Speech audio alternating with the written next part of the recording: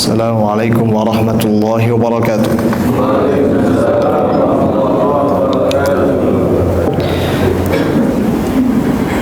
Alhamdulillah hamdan katsiran tayyiban mubarakan fih mubarakan alaih kama yuhibbu rabbuna wa yarda. Ashhadu an la ilaha illallah wahdah la syarika lah wa ashhadu anna Muhammadan abduhu wa rasuluh. Allahumma salli wa sallim ala nabiyyina Muhammadin wa ala alihi wa ashabihi wa man ittaba'ahum bi ihsanin ila yaumiddin.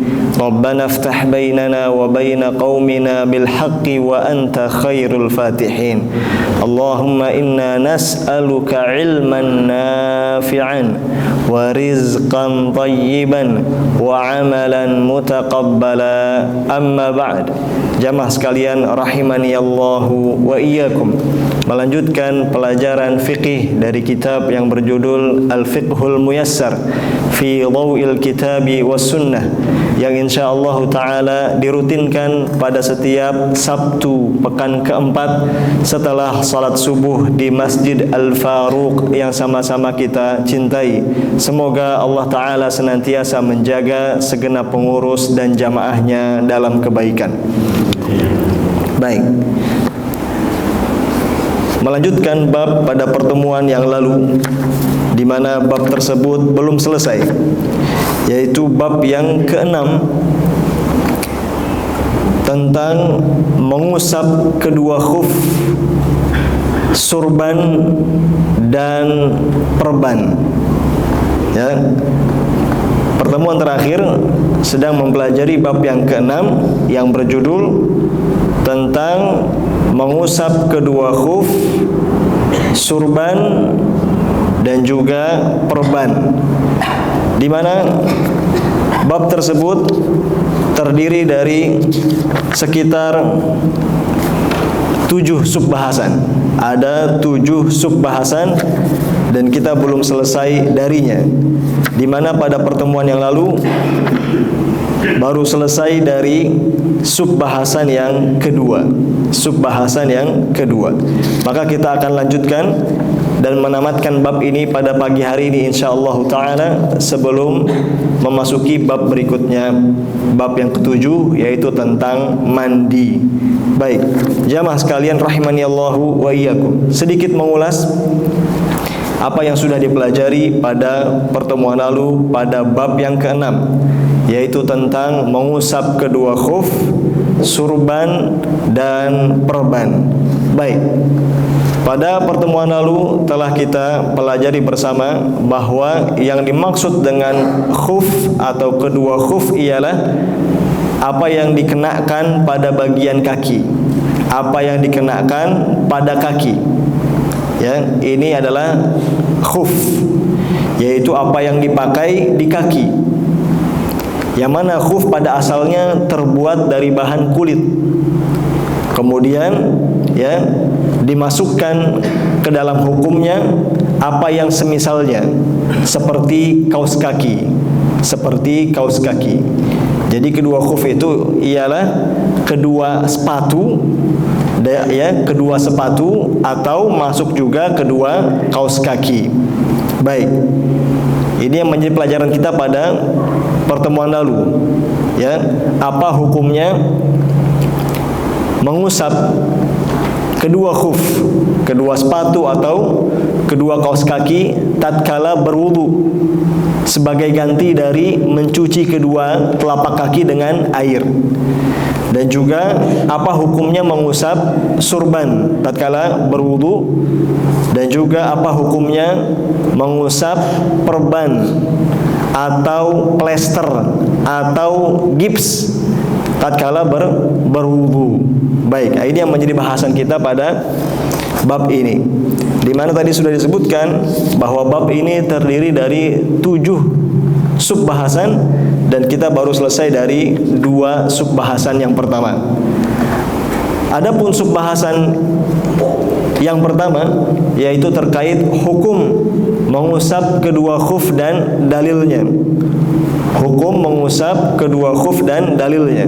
Sudah kita sebutkan bahwa mengusap kedua khuf tatkala berwudu sebagai ganti dari mencuci kedua telapak kaki dengan air, hukumnya adalah boleh. Hukumnya adalah boleh berdasarkan kesepakatan para ulama ahlus sunnati wal jamaah. Dan mengusap kedua khuf tatkala berwudu ini merupakan rukhsah atau keringanan dari Allah Subhanahu wa taala. Dan kita sudah sebutkan dalil yang menunjukkan hal tersebut. Ya, sebagaimana telah datang dalam sejumlah hadis yang sahih dan juga telah disepakati oleh para ulama. Dan sudah kita sebutkan pula, ya, mengambil hukum kedua khuf ini yaitu kaos kaki, sehingga dibolehkan mengusap kaos kaki tatkala berwudu sebagai ganti dari mencuci kedua telapak kaki, ya, karena kaos kaki ini illatnya sama, ya, illatnya sama dengan kedua khuf, sehingga kaos kaki mengambil hukum kedua khuf tersebut. Ya, jadi boleh mengusap sepatu dan juga boleh mengusap kaos kaki tatkala berwudu. Dan kita akan terangkan nanti tata caranya. Itu subbahasan yang pertama. Berikutnya subbahasan yang kedua yang juga sudah kita pelajari ialah yaitu syarat-syarat bolehnya mengusap kedua khuf. Syarat-syarat bolehnya mengusap kedua khuf, baik itu sepatu ataupun kaos kaki tatkala berwudu. Yakni di sana ada sejumlah syarat yang mesti terpenuhi terlebih dahulu sehingga seseorang mendapatkan rukhsah itu. Jika ada satu saja dari syarat-syarat tersebut yang tidak terpenuhi, maka seseorang tidak mendapatkan rukhsah tersebut. Sehingga dalam wudunya dia mesti mencuci kedua telapak kakinya dengan air seperti biasanya. Dan syarat-syarat tersebut ada 5 yang sudah kita bacakan. Syarat-syaratnya ada 5. Kita sedikit mengulas. Syarat yang pertama ialah kedua khuf tersebut telah dipakai, kedua khuf tersebut dipakai setelah seseorang bersuci. Ini syarat yang pertama, yaitu kedua khuf dipakai dalam kondisi orang tersebut sudah suci. Artinya untuk mendapatkan rukhsah mengusap kedua khuf tatkala berwudu di waktu mendatang, syaratnya ialah sebelum memakai kedua khuf itu orangnya sudah dalam keadaan bersuci. Dia sudah berwudu secara sempurna menggunakan air, baru dia pakai kedua khuf itu. Maka pada saat itu dia mendapatkan rukhsah tersebut.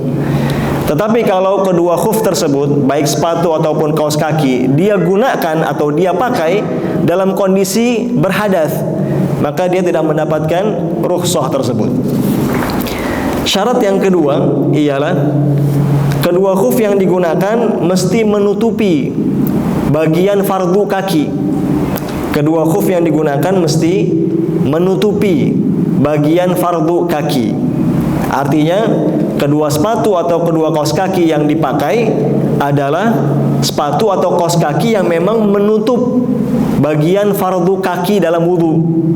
Artinya sepatu atau kaos kakinya tinggi hingga di atas mata kaki. Kalau seandainya sepatu atau kaos kaki yang dia gunakan itu ceper sehingga ada bagian fardu kaki yang terbuka, atau sepatu atau kaos kaki yang dia gunakan ada yang bagian terbuka, ya, ada bagian yang terbuka atau bolong, maka syarat kedua tidak terpenuhi. Kalau demikian keadaan sepatu atau kaos kakinya, maka tidak mendapatkan rukhsah tersebut. Jadi kaos kaki atau sepatunya yang dia gunakan mesti menutupi seluruh bagian fardu wudu, ya, seluruh bagian fardu wudu, seluruh bagian kaki ya pada fardu wudu. Demikian. Jadi tadi ya, kalau ada yang terbuka atau ada yang nampak ya dari bagian fardu kaki di dalam wudu, maka rukhsah tersebut tidak didapatkan. Syarat yang ketiga ialah kedua khuf yang dia gunakan adalah kedua khuf yang halal dipakai. Kedua khuf yang dia gunakan adalah kedua khuf yang halal dipakai atau boleh dipakai.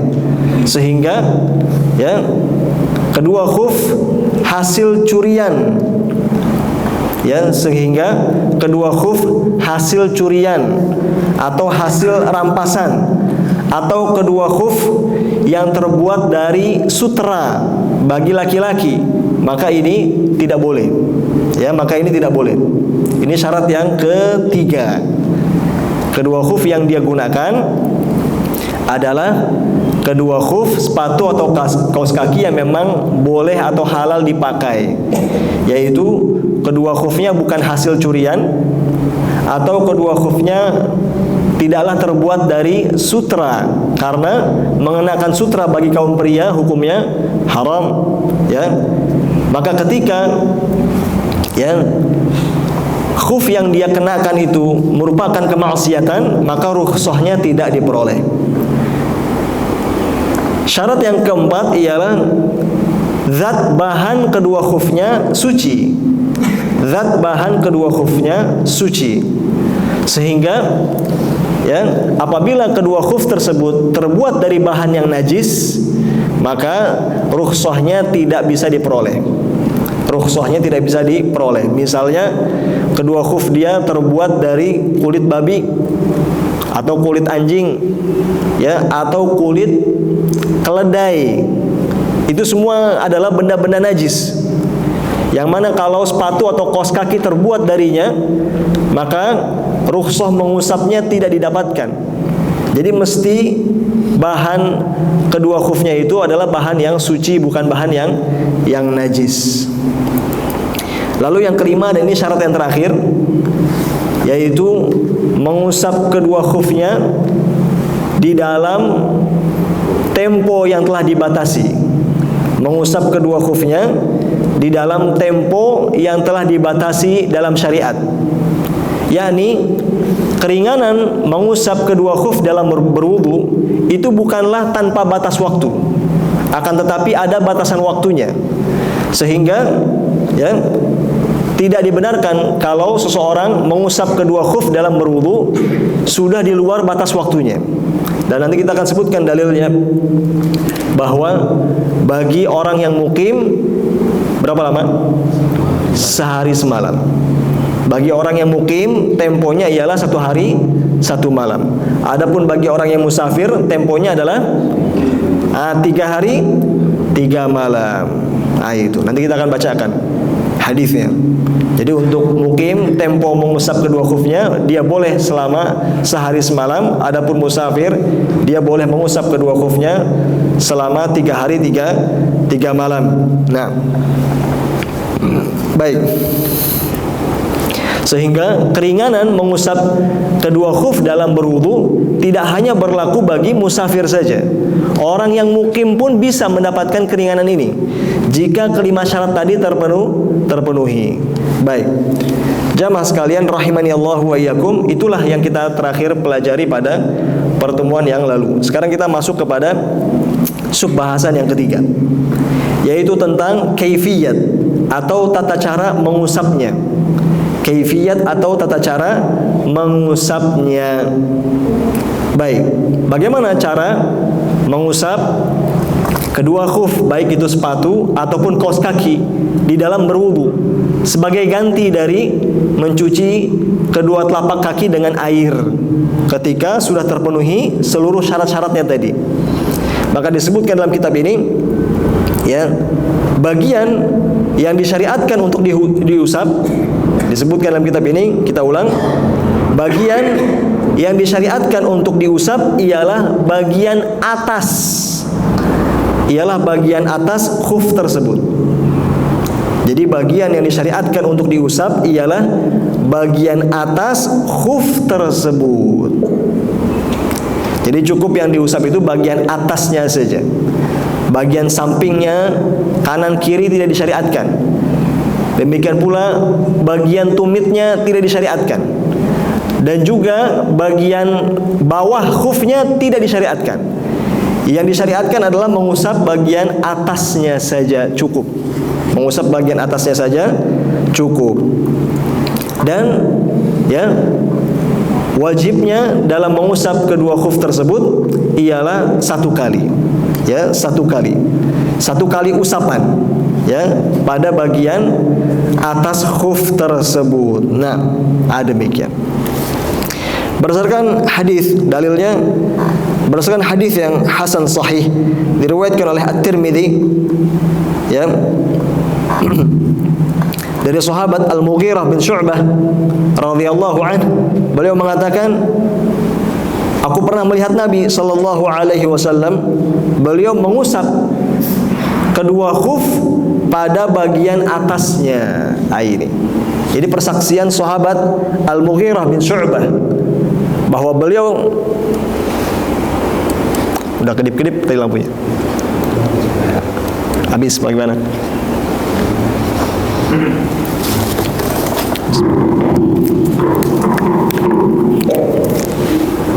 Ya.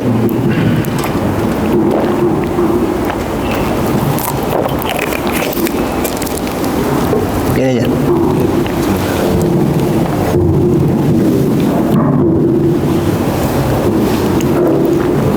Tes, cek. Nah. Dalilnya tadi adalah hadis Al-Mughirah bin Syu'bah, di mana beliau pernah melihat langsung Nabi sallallahu alaihi wasallam mengusap kedua khuf pada bagian atasnya. Jadi ini contoh Nabi sallallahu alaihi wasallam dan petunjuk dari beliau bahwa bagian yang diusap pada kedua khuf adalah bagian atasnya saja, sehingga selain bagian atas, baik itu samping, tumit atau alasnya, maka ini tidak disyariatkan dan tidak dicontohkan oleh Nabi sallallahu alaihi wasallam. Disebutkan dalam kitab ini, mengusap ya, mengusap bagian bawah khuf dan mengusap bagian tumit khuf ini tidaklah sah dan tidak pula disunnahkan. Disebutkan di sini, mengusap bagian bawah khuf dan mengusap bagian tumit khuf ini tidak sah dan juga tidak disunnahkan. Artinya, kalau ada seseorang di dalam wudunya dia sudah terpenuhi 5 syarat keringanan mengusap khuf, namun cara mengusapnya dia hanya usap bagian bawahnya atau dia usap bagian tumitnya, maka wudu orang seperti ini tidak sah dan perbuatan dia tersebut tidaklah disunahkan. Mengapa tidak sah wudunya? Karena yang wajib diusap itu tadi bagian atas. Itu contoh Nabi sallallahu alaihi wasallam. Dibawakan di sini perkataan sahabat Ali radhiyallahu anhu yang sebagaimana yang diriwayatkan oleh Abu Daud dan selainnya, disahihkan oleh Al-Hafidz Ibnu Hajar. Sahabat Ali radhiyallahu anhu mengatakan, perhatikan perkataan beliau yang sangat menarik ini. Kata beliau begini, kalau seandainya agama itu sekedar dengan akal-akalan, kalau seandainya agama itu sekedar dengan akal-akalan, niscaya tentu bagian bawah khuf itu lebih patut untuk diusap ketimbang bagian atasnya. Lihat perkataan Ali di sini. Kita ulang, kata beliau, kalau seandainya beragama itu semata dengan akal, niscaya harusnya bagian bawah khuf itu lebih patut untuk diusap ketimbang bagian atasnya. Namun aku telah melihat Nabi sallallahu alaihi wasallam, beliau mengusap bagian atas khufnya. Nah ini, perhatikan.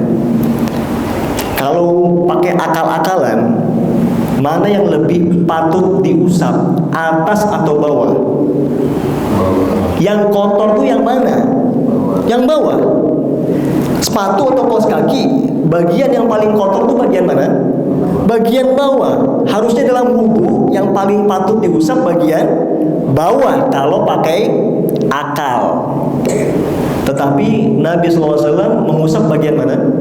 Bagian atas, menunjukkan bahwa beragama itu pakai dalil, bukan pakai akal-akalan. Nah itu, ini dia faidahnya, ya, menunjukkan bahwa beragama itu harus pakai dalil, harus berdasarkan dalil, bukan sekedar berdasarkan akal-akalan, perasaan, pendapat, harus dengan dalil. Sama seperti hadas kecil dengan kentut. Kentut keluarnya di mana? Di dubur. Tetapi dalam wudu, apakah dubur diusap? Apakah dubur dicuci? Jawabnya tidak. Nah itu. Wudu kita tahu, anggota wudu hanya wajah, tangan, ya, kepala, kaki. Dubur diusap tidak? Nah, dicuci tidak dubur? Tidak. Itu menunjukkan beragama itu dengan dalil, bukan semata dengan akal-akalan. Karena kalau beragama besar, dan ini salah satu pembatal keringanan mengusap kedua khuf, yaitu junub.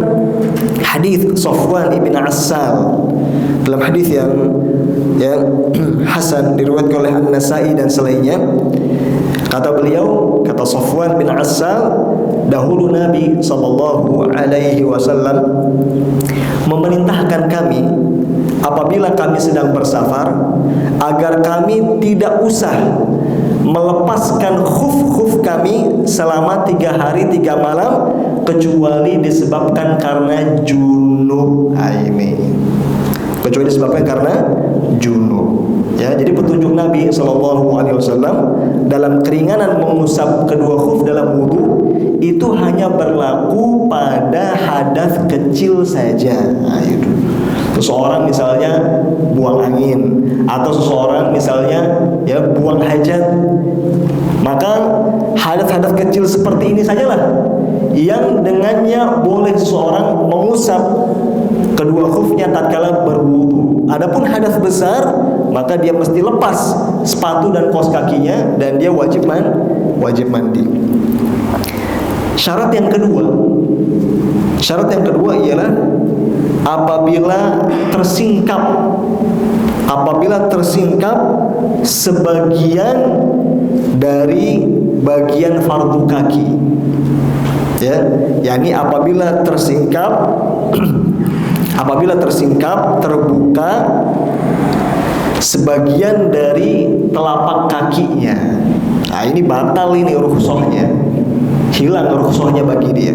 Karena tadi sudah kita sebutkan, di antara syarat mengusap ini ialah, di antara syarat untuk mendapatkan keringanan mengusap ini ialah khufnya mesti menutupi kedua telapak kaki.